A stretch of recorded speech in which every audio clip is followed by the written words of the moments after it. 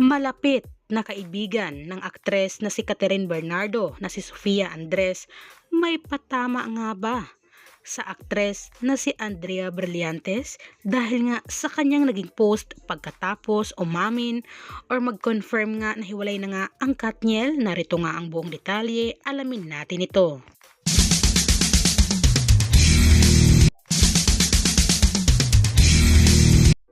Kahapon nga ay talagang tinuldukan na ng Katniel na wala na nga sila o hiwalay na nga si Catherine Bernardo at Daniel Padilla.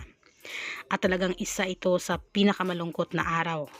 November 30 nga, mismo nagsalita ang Katniel na wala na nga silang dalawa. At ngayon naman sa pagpost or pagbahagi ni Catherine Bernardo at Daniel Padilla ay isa naman sa malapit na kaibigan ni Catherine na si Sofia Andres ay may ipinost sa kanyang social media account kagaya na lang sa IG stories.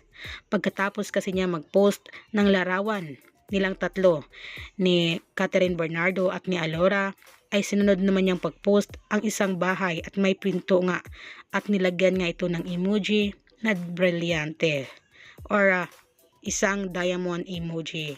Kaya naman naging usap-usapan talaga ngayon sa iba't ibang social media platform ang naging post na ito ng aktres na si Sofia Andres.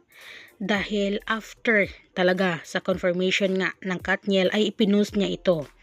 Kaya ayon naman sa ilang netizens ay may komento nga sila na may pahiwatig or parang patama nga ito sa aktres na si Andrea Brillantes. Dahil guys, take note, base kasi dito sa ipinost ni Sofia Andres na isang bahay at may pinto at nilagyan nga niya ng diamante o brilyante nga. At base sa Google or sa pag-search nga ng mga netizens dahil curious sila at gusto nilang malaman, bumalagta or nakita nga nila na ang secret behind the door nga sa naging post ng aktres na si Sofia Andres ay isa palang Palladian door na ginawa ni Andrea Palladio na ipinanganak nga ng November 30. Kaya napagtagpi-tagpi ngayon ng mga netizens or sa mga nag-search patungkol sa naging stories na ito ni Sofia Andres.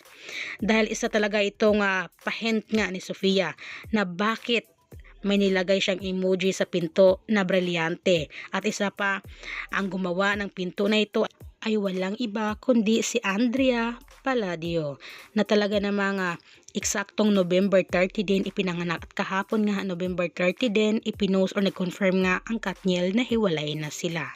Pero guys, take note or disclaimer lang po, isa lang po ito sa mga komento o haka-haka ng mga netizens.